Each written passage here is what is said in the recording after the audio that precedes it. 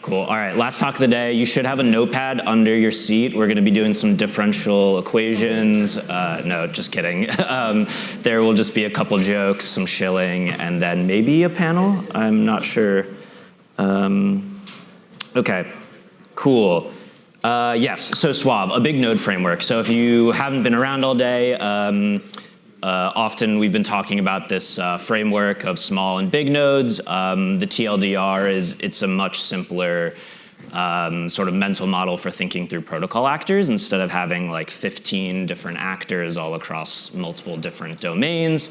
You have two. You have big nodes. These are heavy resourced machines. These are typically block builders, sequencers. They potentially run multiple VMs and benefit from the network effects of operating multiple VMs.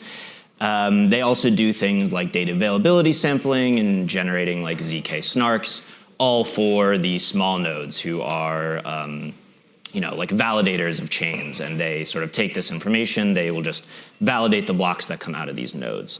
Cool, so let's get into it. So what happens when small nodes and a big node love each other? Well, you get a scalable blockchain. What happens when small nodes and big nodes love each other? That's plural big nodes. You get a scalable, decentralized blockchain. And this is basically the end game. And so, multiple paths sort of lead to this world where we have a couple big nodes producing blocks and just tons of small validators validating these blocks. And some of the key points are you need one honest builder to serve the network for liveness and censorship resistance. We only need two for an efficient market. And we just need an honest majority on the validator set to remain decentralized. So why do big nodes need small nodes? Well, they're searching for validation. Joke from Quintus. So do big nodes and small nodes always form a happy union? There's like two ways to look at this. One is L1 PBS. The other is L2, so sequencers. Generally, we haven't seen too many issues with sequencers and L1 validators becoming too annoyed with each other.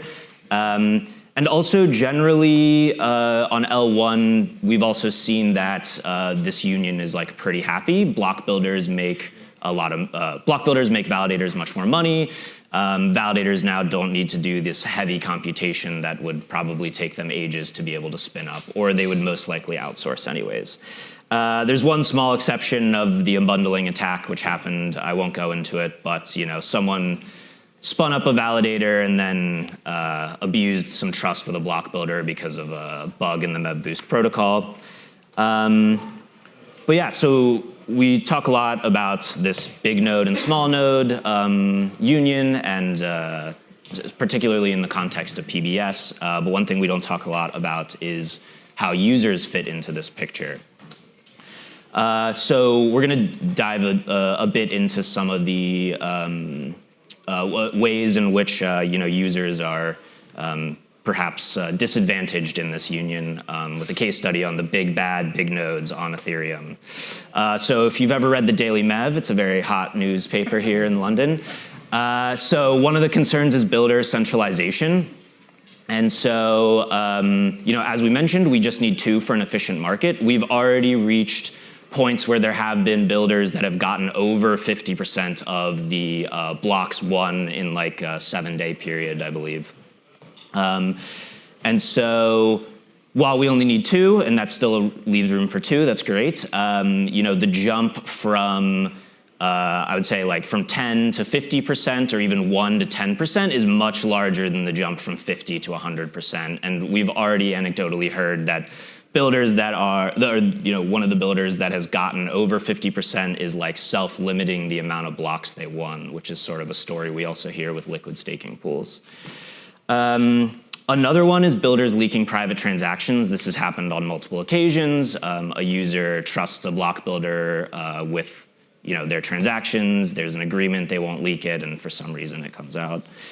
Another one is builders leaking block data. So often, there's been a few scenarios where So at the end of the block, there's still some like arbitrage left on the table. So block builders are trying to capture this by giving information or the ability for searchers to backrun the entire block. And while that's great when the user consents to this, you plug in an RPC, you know where you're sending it to, they publicly advertise that this is a functionality they do. Some block builders are not advertising this functionality and they still do it behind the scene.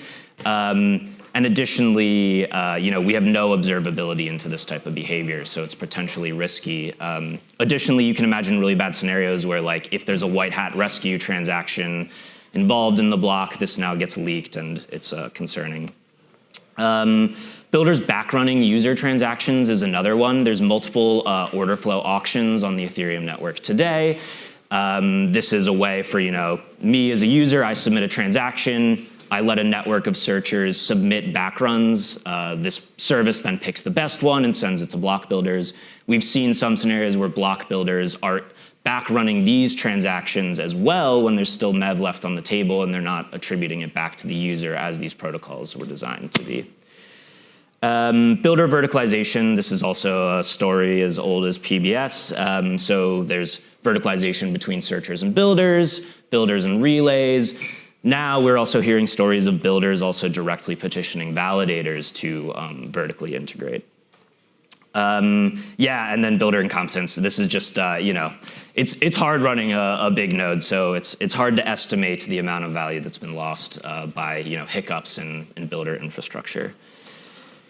Okay, so taking a step back, what properties do we want from the market? We mentioned liveness, so we want it to be expensive to cause missed slots. We've already seen, relays which operate in optimistic mode, failing to demote builders who have submitted invalid blocks, causing to, I think upwards of 7 to 10 blocks have been sent to the network that were invalid, and the chain doesn't halt, but there are no transactions during this period, which is bad. Censorship resistance, so there's multiple mechanisms there that are being worked on. So CR lists are a popular one. Also multiple concurrent block builders or proposers is another interesting space. User protection, so encrypted mempools and then credible compute. As a user, I would like to know that what the builder advertises is what's actually being run on my order flow. And then there's a couple other ones like revenue maximization, geographical decentralization to avoid regulatory capture, and permissionlessness, which we won't go into. So there's two relevant trends here. We expect big nodes to continue to be a thing and to continue to become larger and larger. Searchers are becoming more sophisticated, solvers are becoming more sophisticated. We even have ZK provers and ZK prover markets that are now coming online, which are additionally requiring more and more resources to do their job properly. And then lastly, we also expect it to be useful to be able to hook into this logic in a much more customized manner. And so that is basically, you want your application to hook into this like big node block production process. So one example of this is the CowSwap protocol. Users send in intents and then solvers find the best route through these intents to match users. So they have a piece of off-chain infrastructure which scores these solutions that solvers send in. And it's the case that often, or not often, but sometimes because they score these solutions on top of block simulations, where it actually gets simulated, where it actually gets inserted in the block once it lands on chain is actually subpar compared to a solution they threw out. So this is just one example of how being able to more intimately hook into the block construction logic is ideal. Again, though, that would to be able to use this functionality requires more resources and to be a bigger node. So we believe, obviously, that Suave is the answer to both of these trends. We want to satisfy these ideals and then also provide a generalized platform for anyone to be able to build on top of this and insert your own logic. So what is Suave? In sort of the joke theme in the beginning, it's a prenup between the users, the big nodes and the small nodes.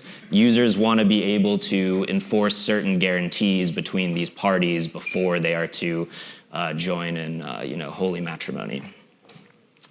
So yes, you can think of Suave as a programmable mempool that you can put your big node on top of.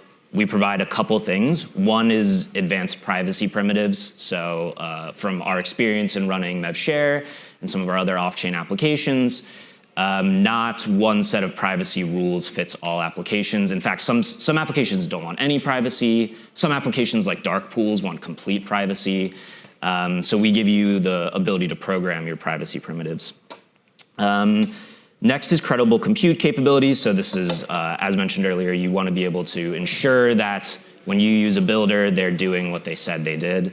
And then low latency message passing is obviously another feature to basically allow communication between a lot of these big nodes. So yeah, applications on Suave can take on a variety of forms. Mostly in this talk, we're discussing block building. So you can imagine a block building protocol as being one of these big nodes that lives on top of this programmable mempool layer. But additionally, you can build trading protocols, OFAs, searchers, and even crazy stuff like AI and Web 2 applications. We do have an LLM running in a TE. Talk to me later about that.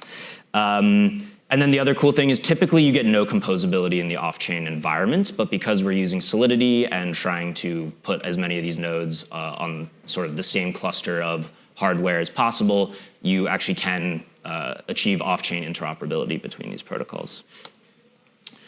So what does it mean to build your application on Suave? Yeah, so it's a place where you can define this off-chain logic, whether it's block building, whether it's an auction, whether it's intent, platform. It's also a way to define your data storage requirements, and then if you want to make your application decentralized, you can also define consensus and like your peer-to-peer protocol as well on top of it, and then as well. In order to keep with like the current paradigm where when you deploy a smart contract on L1, you don't have to operate it anymore. You can also pay a network of TE coprocessors to run this application for you all autonomously. You could even do crazy things where perhaps the protocol pays for the fees itself. Yeah, and then it's also a place to define multi-chain applications. So in that previous example, let's say you had protocol logic with your Ethereum node set up.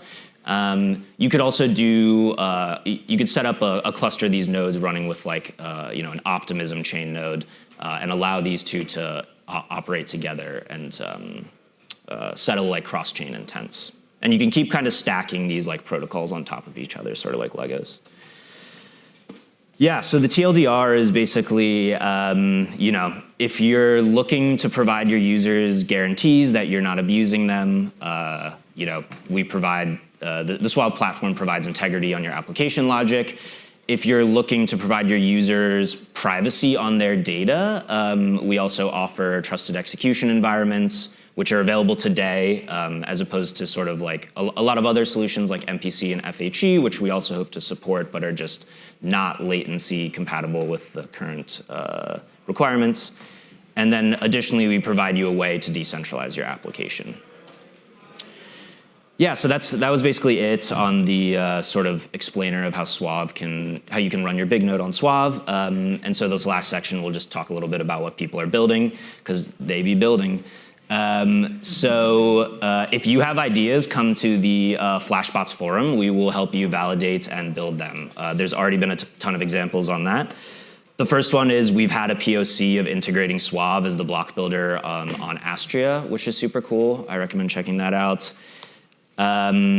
We've had a composable block building example by Jinsuk at Nethermind, who it's essentially a protocol for a block builder to work on half of a block and then share that with another block builder, but still be able to come out with one coherent block and distribute the revenue between them. Miha from Eden Network also has built a Binance Oracle, which is super cool. A super cool primitive if you're trying to build like some type of LVR minimizing off-chain auction. We've also had an example of a frequent batch auction that was built. We had a hackathon project to build a blob merger, which is exciting since blobs go live tomorrow. We think this will be very interesting for roll-ups, especially smaller roll-ups who don't need the entire blob space in the next couple of months. There was also a multi-chain intent application that was also built and prototyped. And then lastly, this isn't a prototype, but we've recently been getting a lot of interest for supporting RIP 7560, which is a standard for native account abstraction.